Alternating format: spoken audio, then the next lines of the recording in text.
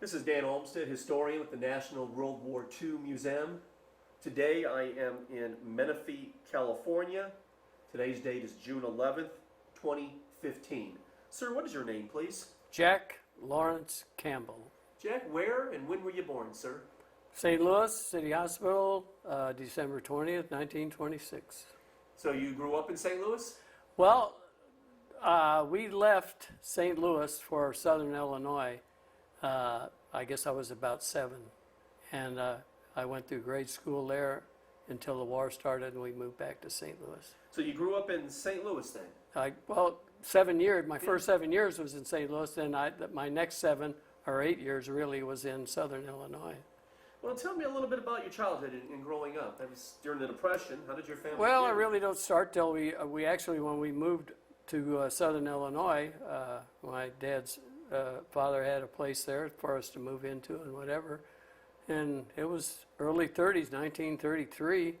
And of course, the place didn't have any plumbing or electricity. So, you know, it was like a no-log cabin, really, but it was a neat house. And I kind of grew up there, went to grade school there in that town. The town was called Marissa, Illinois. And I went to 8th grade and was getting ready to go to high school, and that's when the war started. And my dad found work because he'd been working for practically nothing all those years through the Depression. Mm-hmm. So when the war started gearing up, even before the war they were gearing up, so he moved back to St. Louis. We went there to find work, and then he called for us and we moved back to my hometown. Did you have any brothers or sisters? Had a sister and 2.5 sister and a half brother. And what did your father do? What kind of work did he do? Actually, he was a pretty good carpenter. You must have been about 15 years old then when the Japanese attacked Pearl Harbor. Do you have any recollection of that? Do you remember anything about that? Really, just a high school. I was just starting high school. It was my first year of high school when the war started. So I did 3.5 years of high school because I went to summer school a couple of summers to get out so I could get in the service. Is that right? So you were eager to join the service? So I graduated 6 months ahead of my class so I could get in the service, you know. So when did you enlist then? Actually, I didn't enlist. I had a program to join the Navy when I graduated, and that blew up in my face somehow. There was paperwork was missing or something, so they wouldn't accept me. So I just waited to be drafted. So you initially wanted to go into the Navy, yes, but that backfired. Yes, they wouldn't take me. There was a technicality that they couldn't contend with, so rather than contend with it, they just dismissed me and said, you know, we have other programs. And I said, no, thank you. I wanted that program, so that was it. I just waited to be drafted in the Army then. And then you were drafted into the Army yeah, in what, 1945. Where were you sent off to be inducted? And then talk about your training, please. Okay, I was inducted in Jefferson Barracks, St. Louis. It's in South St. Louis. And passed everything there, so I was sent to Camp Fannin, Texas. It's right outside of Tyler. And I did 16 weeks of training there. And how was that training, your basic? Did you find it challenging? Did you... I'm an 18-year-old fuzzy-faced kid. What do you think? Everything was challenging. I hadn't been out of St. Louis, you know, my whole life, and here I am. So anyway, we did just about everything you're required to do if you get out of that place and have to join a unit. So we were trained in just about everything.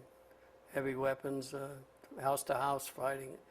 I think they had just passed a law that you can't send an 18-year-old overseas you had to have a certain amount of training before they could do that, because they were sending kids over after 5 or 6 weeks of training. So I went on home for Liberty after that, and they sent me to Camp Livingston, Louisiana. I did 2 weeks of house-to-house fighting there.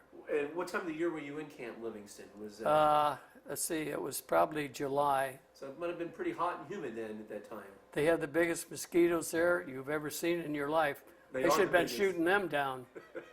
I mean, oh, it was terrible. Yeah, it was humid. And but the one thing I did like, I didn't have to stand in line for chow.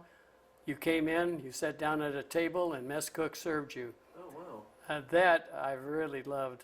But the rest of it was stinking hot. Mm-hmm. But I got through that, and of all things, from there, they sent me to Camp Adair, Oregon. Quite a drastic change. That was a long, long trip. But that was for 2 weeks of heavy weapons, 50 caliber machine guns and bazookas, howitzers, stuff like that. I just got hours on each one of them. So at least if I had to fit in an emergency or something, at least I'd know what I was doing, or half-ass knew what I was doing. Right. So from there, that's when I was shipped down to Fort Lewis for debarkation to Japan. Now, at this point, Jack, did you realize, the progress that the war was making? Did you have an idea as to how you were going to deploy and where you were going? Well, when we went on board ship, the war had just ended.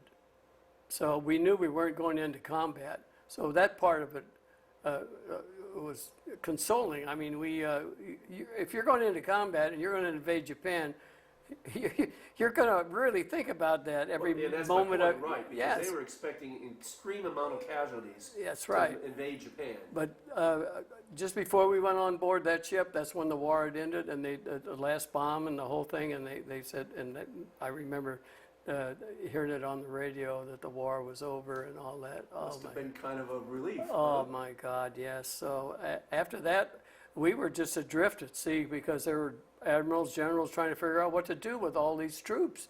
And like I said, we weren't the only troop ship out there. And we were going from place to place. We were out there for 21 days. We were getting down to 1 or 2 eggs. And it's like this professional army trained. we had coffee in the morning and one meal there toward the end.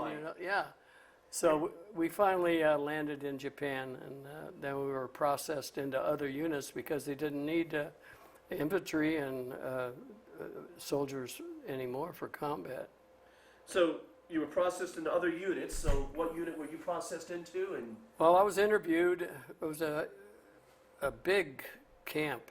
Actually, it was an airdrome and a hangar that had been bombed and everything. And they took the load that I was with there, and we got there around dusk, so they just told us it was colder than hell. There wasn't, the roof was off the thing and the wind was blowing through, but we just snuggled down in our sacks, and next morning they were already processing guys to go with other units. So when my interview came, they assigned me to a quartermaster outfit. So I thought, well, this is going to be great, Maybe I can sit down in a chair instead of marching, So anyway, they sent me to a unit called the 98th Quartermaster Battalion Headquarters Detachment. In other words, I was going to be doing office-type work. So I remember when where I was getting on the truck to go to that unit, the guy called me over and he said, I want your rifle in your pack. And I said, really? So he said, yeah. I said, you're going to be needing it anymore. Well, this is going to be weird. I said, we just got there. The people are still, they're not accepting our occupation and whatever. You sure can't keep that thing, So no, you take it. So they took it away from me. So all the troops that went to where I was going, they didn't have any armament or anything to defend themselves. And the tree trunks are still burning, and trolley tracks look like pretzels. You know what I mean? The place was a mess. Yeah, let's talk about that right now then. So what was your impression of Japan in the aftermath of the war concluding? Oh, I actually had pity for those people. They were starving to death, and the people that had been hit by bombs, shrapnel in their homes, gone and everything, they were living in rubble. They just had to move rubble around to get through the darn stuff. And where were you at in Japan? I was in Curie. I landed in Nagoya, our ship, and then we deployed from there in trucks, and we went to Kuri, Japan, and that's where my unit, the 98th Quartermaster Battalion, was. So Did you have any interaction with the native Japanese? I did after I got to my unit. And I had a what was lot their- of it. And what did they? What was their attitude towards Americans?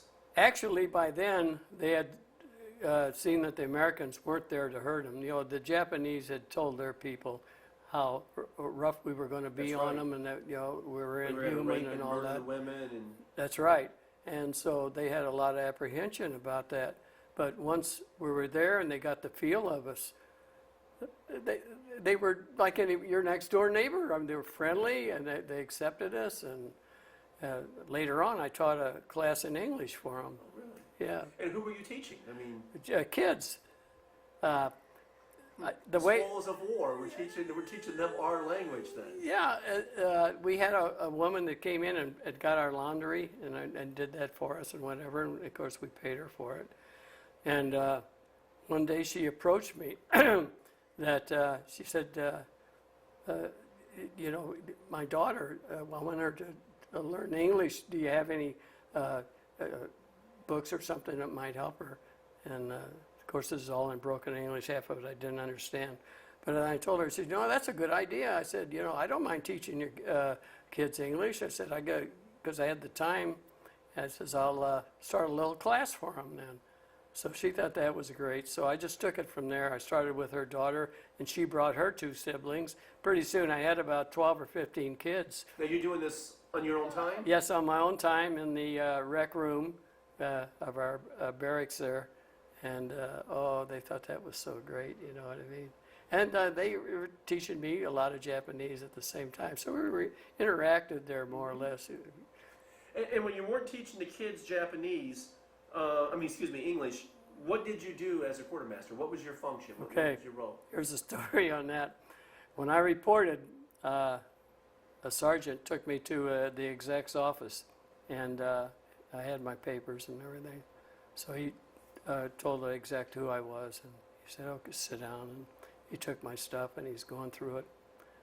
And meanwhile, I'm looking around, and there's about 3 rows of guys doing nothing but typing. So I'm thinking, God, I can't type.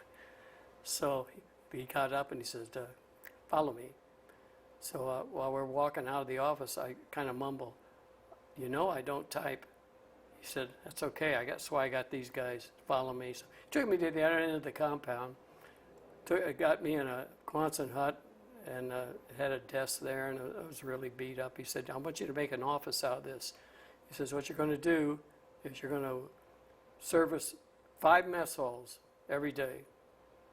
He says 5 days a week, and on Saturday you go down to the warehouse and get dry goods, beans, canned goods, stuff like that. But the other 5 days you go down to the docks, you get all the frozen food and whatever, and you divide that up to the 5 mess halls from their strength reports.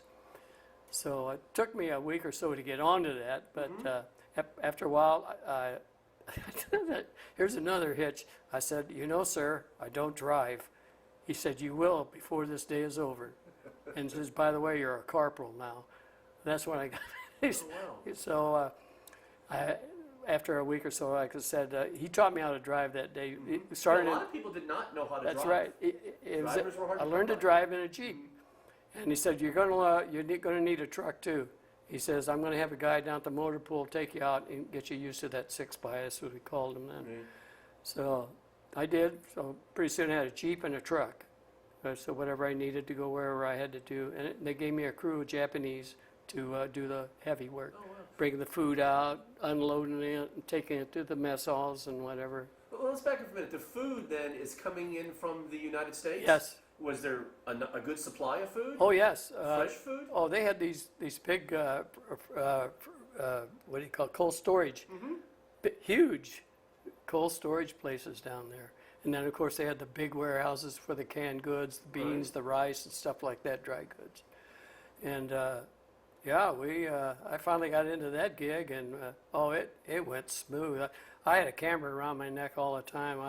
I documented that whole area. Yeah. And where those pictures are now, I have no idea.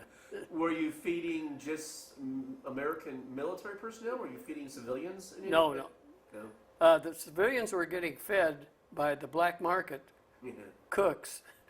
They tried to take as much food off of their orders when I delivered it as they could without starving their troops, you know what I mean? But yeah, that's the way they got their food, a lot of it from the black market, our black market. Yeah. So you would find sometimes that your inventory would come up short. Oh, not mine, theirs. Okay. I didn't sell anything. Right. I'm still a fuzzy-faced kid here. I'm not going to get in any Yeah, but trouble. nobody was stealing anything, or Well, they gave us a long lecture about the CID, the Criminal Investigation I would Division. think people Said would- they're planning guys in these units just to check this black market stuff. And well, that scared me to death right there. Right. There's no way in the world I'm going to sell any of that stuff, you know. Yeah. But the other guys, the cooks and whatever, they had their own ways of doing business. As a matter of fact, when I come into one of their mess halls, Campbell, sit down there. I'll come the whiskey and the apple juice. What can we do for you? Try to Oh, they'd massage me. befriend you, right? Oh, yeah, I was the guy. We're starving here. We need more of this and more of that. I said, I know what your strict report is. Don't give me that crap, you know. So they smoozed me, you know, they tried to get what they could. Actually, you had a pretty significant position being responsible for. Oh, the yes, I allocation did. of For the my food. age. Yeah, to the mess halls. That's right. But it's like anything else. You do it long enough, you get used to it. You know what you're doing. right. Well, there's a lot of people that give you guff. I mean, there's old-time sergeants and all that put you down here, there, and everywhere. So you just live with it and roll with the punch, you know. But otherwise, it was a good gig, really. Is there any particular incident that stands out in your interaction with the Japanese civilians, or with? Yes. Could you walk us through that? Yes. The first anniversary of December 7th, we were all put on alert because we didn't know whether some of the ex-Japanese soldiers would want to get together, you know, and give us some trouble. Right. So I was not armed up until then. As I say, they'd taken my rifle away. But then I was issued a .45, and I was advised to wear it before and after that particular date, December 7th.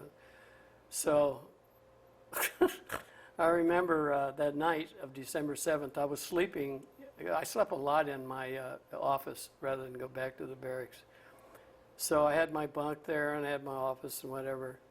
So I stuck that .45 underneath my pillow.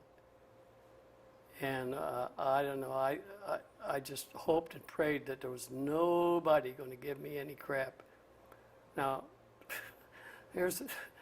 all of a sudden, somebody started banging on that door. So I kind of hesitated, and I pulled the old gun out, and I walked to the door, and I said, "Who is it?"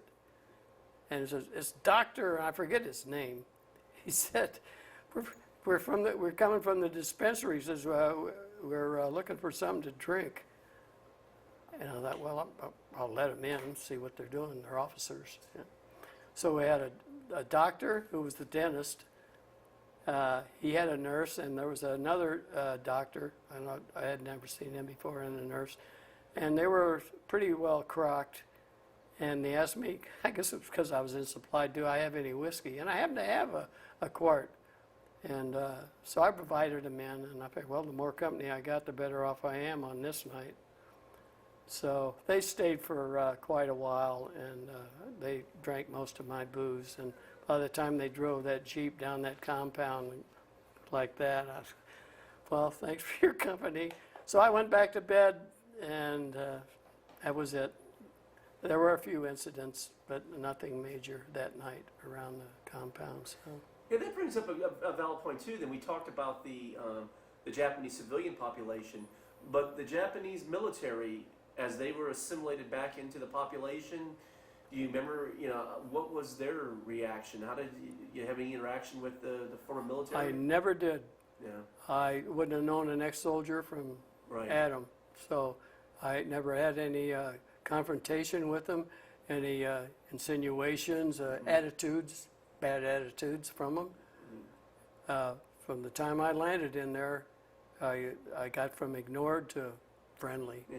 And the Japanese themselves, then, you described very well the destruction of the country. While you were there, did you see them already starting to rebuild and clean things up? And, Not really. I No? just wasn't there that long. They were mostly trying to get rid of rubble to make room right. to build. So by the time I left there, it pretty much resembled what was there, less some of the rubble maybe. And how long were you there, Jack, and when did you leave? I was there almost a year. I think I left in November. And so I left. I arrived in wintertime and I left in wintertime. So I had the good summer weather while I was there and got to visit a lot of cities around me, even Hiroshima. As a matter of fact, I visited Hiroshima just a week after I got there because it was only, I think, about 30 miles from where we were. And there was the devastation. You can't believe that. Guess why I was there? They had a brewery there. It was up in the hills, kind of out of the valley where the city was. And it did sustain a lot of damage. As a matter of fact, it melted some of the bottles. I remember it looked like a kind of a waterfall, you know. And so I was there to get beer, quartermaster. That's what you do. You go where the beer is. I couldn't believe when I got there was a line of trucks there. I had to get in line. But before I did that, I took a little kind of tour of the city and whatever. And that was devastation. As a matter of fact, I took the time to, got out of my Jeep and I went over to one of these bombed out buildings and I was kind of looking around for maybe a souvenir or something like that. So I climbed up to the second floor and there was a desk up there. It was kind of charred. So I kicked it around, I could see the drawer. And in that drawer was a flag, the one they flew up, big one, that they flew up on top of the building. So Japanese flag. yeah, Japanese flag. And I pulled it out. It was huge, and it was just kind of singed on the creases, but otherwise it was in good shape. So eventually I took that home with me. And I found out later that that building is the one that's now, they call it the Dome. It's I guess it was a government-type building. And I'd often thought about giving them their flag back to fly over that city hall or whatever it was, you know. Yeah, a flag But- actually from the war. Yeah, and so I gave it to my mom, and she had it in her closet for years after she died and whatever. I have no idea what happened to it. So that idea kind of went out the window of sending their flag back. you Good know. idea, though. Yeah, that would be cool. So when were you discharged and when did you come back to the United States? Let's see, what was it? Some of these facts get a little fuzzy. God, I can't really remember the month. That's all right. So it was like 1946, though? Oh, yeah, it was 1946. And my time was up, and they really encouraged us to sign up again for more time because they didn't, we had the occupation under That's right. control more or less, and they didn't want new people coming in to have to retrain. But it was strictly voluntary. But I got to thinking about it. I really didn't want to make the Army. I wanted to go out and see the rest of the world Right. first. So I went home on another troop ship. But that was, gosh, I think it's on my discharge there, the month that I got out. So you came home on a troop ship. Yes. Went Yeah. over on one and came out back on one. Yeah. As a matter of fact, I have the documentation on those two over there. Well, your story doesn't end then with World War II, neither, because, and it's really quite interesting because you said initially you had tried to go into the Navy. That's You right. ended up in the Army. And they screwed me out of it. So you come back and you're discharged from the Army. Yes. And why don't you talk to us then about how you finally got into the Navy for the next war? That was kind of weird too, because I went to work for the Air Force, doing mapping for them, and they were doing target charts for the Cold War, and so one of the guys came in one day and he had his Navy outfit on. He was first class or something, and I said, I didn't know you were. Well, he said, I'm in a reserve. He said, I'm in a squadron out at Lambert Field. That's in St. Louis. And I said, I gave him my story about how I tried to get in the Navy as air crew before I went in the Army. And he said, well, now's your chance. If you're, they'll take you in at the same rate you had in the Army. And so he said, why don't you come out? He said, I go out one weekend a month. He used to call them weekend warriors. And he says, I'll take you out, introduce you around, show you around, see what you think. So he did, and what they were flying were the old TBMs, torpedo bombers from the Navy in World War II, yeah. So I said, yeah, this is what I want. So I signed up in the reserve, Naval Reserve, and that was 1948. And so we did our 1 weekend a month, and we did a first cruise. We went to Pensacola, and we did a. And what did you do? What was your function? I was air crew. I was So trained in radio, and Okay. gunnery. So yeah, we went to Pensacola. That was really cool. We did carrier work there. We had a small carrier to work with. Pilots did their landings and takeoffs and whatever. And so the next year we went to Quonset Point, Rhode Island. And it was right after we came out of there. It was in July 1950. And we had no sooner got back, and we all got telegrams that our unit had been called to active duty. So, that shocked a lot of people, because these guys had been in World War II. That's right. And now, a few years later, they got another war to go to, and they got families by now. That's right. They weren't those 18, 19-year-old kids over there. Exactly. So, including myself, because I had one child. I was married and had one child. So we got called in, and we were transported to San Diego, North Island, and we trained there for almost a year. Of course, they gave us new planes. Those old TBMs weren't very good for the Korean War anymore. So we trained for a whole year in San Diego in our new planes, the AD-3 combat attack aircraft. And you were part of the crew of the plane. Well, with the AD-3, only half of them had a compartment for air crew, and that was strictly for radio. There was no gunnery on it or anything like Right. that. But so actually, the air crew guys turned into plane captains. We mostly took care of the aircraft, got the Okay. pilot in, got the pilot out, stayed with it for movement about the deck, things like that. But let me re-clip this on here. So anyway, we went from mostly from air crew to just plane captains. If you notice on flight deck, each guy's got a different colored shirt, and that explains his duty. So we Okay. were the brown shirt plane captains. And so you were stationed on an aircraft carrier? Yes, the What was- Bonhomme Richard. Okay. It had just come out of World War II, so it came out the same way. It didn't have the angled deck on it like they have now. So yes, we went on board May 1951, and we did our 6 months tour. And your unit saw combat during the Oh Korean yes, War? as a matter of fact, I got to be the air group commander. Flew everything on board. Whatever he chose to fly on any type of strike, it was his choice. So he kind of liked that AD Sky Raider, because he flew the Panther jets. That was the first jet we had on board, and then it replaced well, I guess the old F4Us. But anyway, it was his choice. On any strike, he could fly any plane he wanted, of course. So when he flew mine, I had to be with him. He insisted on that. I always thought, well, this guy gets shot down. I think he wants a little company, you know. So I became more or less an observer on those trips. They even, actually, on my side, I only had a window maybe about that big. So I had the tin benders. That buddy of mine that got me in the Navy was with me, and I had him enlarge that where I could get a better view when we went down and hit something. And Train what were yards, your targets? What were you going after? train yards, bridges. So marshalling yards? Yes, yes. It was strategic bombing. Strictly. Yeah, we did very little shooting down a moving truck or something like that. It was like targets of opportunity, I guess, after you got everything else shot up. Right.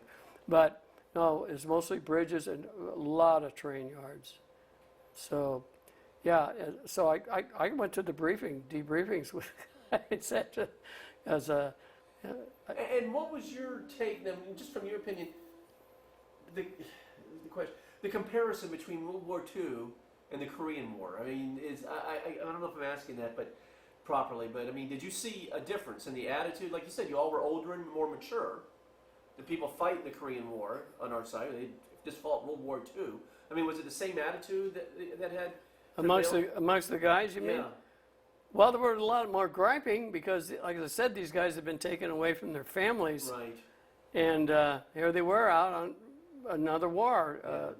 There was a lot of griping, but these guys knew their jobs and they did their jobs. You know, that's why we were there, and we were trained to do it. They took a lot of time to train us to do it. So yeah, we griped and moaned a lot, but we sure as hell did our job when we had to do it. Did you have any hairy calls when you were flying on these bombing missions? I mean, did the North Koreans put up a lot of flak? Well, I got hit with flak already. We, I think it was about 5 of us, 5 planes out. We shot up, I think it was a train yard, and we were headed back, and all of a sudden, the commander, he says, "Look out the side of the windows, see if you can see some smoke." He says, one of the pilots said, "He looks like there's some smoke coming from our engine." So I looked back as best I could, and I said, well, I don't see anything. He says, "Well, maybe they're mistaken." And then he gets another call. "Sir, there's smoke coming from your engine." So finally we could see a little bit of it. So he said, "Well, the engine seems to be running okay." He says, "What we're going to do is we're going to go down closer to the water in case we catch fire, so we don't have to go so far in case we have to abandon the plane." So we went down, and I guess we were a few hundred miles from the carrier. But we made it all the way in, and they cleared the deck to make sure that nothing happened when we held us up at the other end of the deck after we landed. So I got out.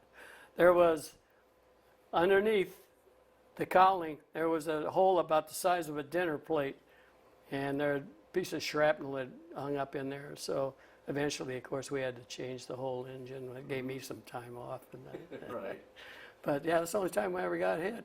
We did get a few little flak hits in the wings or something like that, little, maybe rifle shells or something like that, but nothing that would shoot the plane down or cause it to malfunction. But And how long did you stay in Korea for, Jack? that was just a 6 months tour. 6 months tour? Yeah. We worked with several carriers while we were there. We would work 2 carriers together, and with one in port taking on supplies. That one would come out of a port and relieve one of us, and we would go in and get supplies and whatever. And so when you were relieved of your 6-month tour, you came back to the States, and were you discharged from the Navy, or did you stay in the Navy Reserves? Well, I'll tell you what, I walked out of that place, and I never went back, and they never called me. So that was the end. I gave them almost 7 years of my service. Yeah. And I said, that's enough. The rest belongs to me. Yeah, World War II and the Korean War, so. But I did get something free out of it. While we were training in North Island, my wife gave birth to our second daughter free at the Navy Hospital. Oh, yeah. North Island. Didn't cost me anything. Right.